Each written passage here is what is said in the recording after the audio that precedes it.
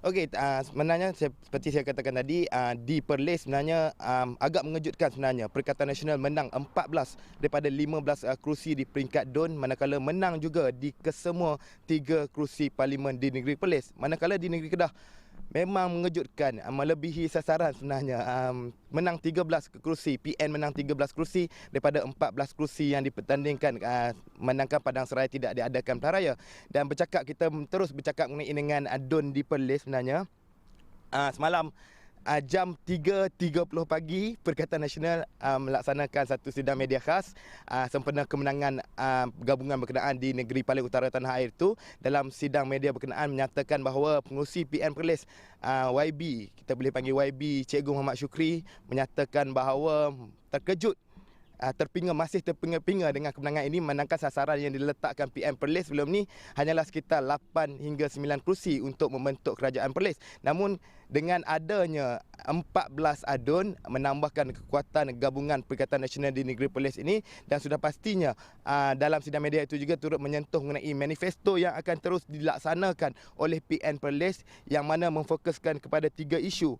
Pertama adalah keutamaan pembangunan ekonomi di sempadan, yang kedua adalah mengharmonikan aktiviti import dan ekspor, dan yang ketiga adalah mewujudkan persaingan perniagaan sihat bagi membentukkan pembangunan ekonomi yang mampan. Menyentuh banyak kepada pembangunan ekonomi di negeri Perlis, memandangkan jelas beliau pembangunan ekonomi di negeri Perlis agak terhad, agak terbantuk sebelum-sebelum ini, memandangkan apabila ada sektor pelancongan hendak membangun, fokusnya orang pergi Kuala Perlis terus ke Langkawi, tidak menginap di Perlis. Orang pergi ke Thailand singgah sekejap saja di Perlis, tidak lama kemudian terus ke negara Thailand. Itu yang dimaklumkan oleh pengurusi Perikatan Nasional Negeri Perlis, dan menyatakan bahawa pembentukan kerajaan negeri Perlis akan menjadi lebih mudah menangkan 14 kerusi PN, dan beliau turut berseluruh mengatakan bahawa sudah tidak ada benih-benih UMNO di negeri Perlis. Menangkan sebelum ini kali pertama kerajaan Barisan Nasional ataupun UMNO tumbang di negeri Perlis itu, dan sudah pastinya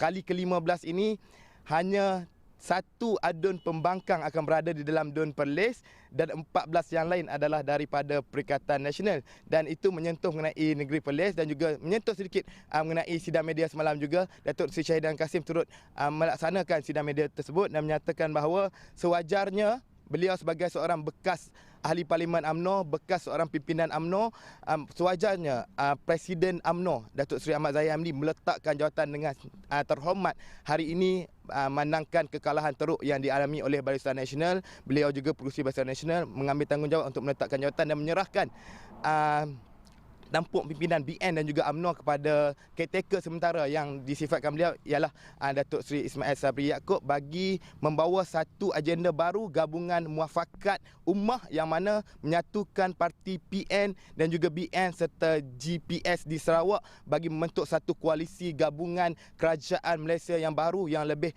mantap, stabil dan juga bersih, jelas Datuk Seri Syahidan Kasim. Dan di Kedah pula memang mengejutkan, sebelum ni jangkaan hanya 8-9 parlimen sahaja dimenangi oleh Perikatan Nasional. Kali ini menyapu hampir ke semua kerusi, 13 daripada 14 kerusi. Kalah satu di Sdn Petani, namun kalahnya itu majoritinya lebih 1,000 sedikit sahaja. Tapi kemenangan di beberapa kawasan seperti di Baling menewaskan Datuk Seri Aziz Rahim, 30,000 lebih majoriti di Padang Terap menewaskan Naib Presiden UMNO Datuk Seri Mahathir Khalid, 11,000 majoriti di Kuala Kedah, 26,000 majoriti di Jerai menewaskan pengurusi Badan Pengunga UMNO Datuk Seri Jamil K. Baharom dengan 32,000 majoriti. Itu menunjukkan kekuatan ataupun perubahan yang dimahukan rakyat di bahagian utara tanah air ini, terutama membabitkan negeri Kedah dan juga Perlis, dan kawasan utara Pulau Pinang itu lebih tertumpu terutama kepada pengundi muda, kepada gabungan Perikatan Nasional ini. Baik, terima kasih Hadi kerana membawakan laporan tersebut.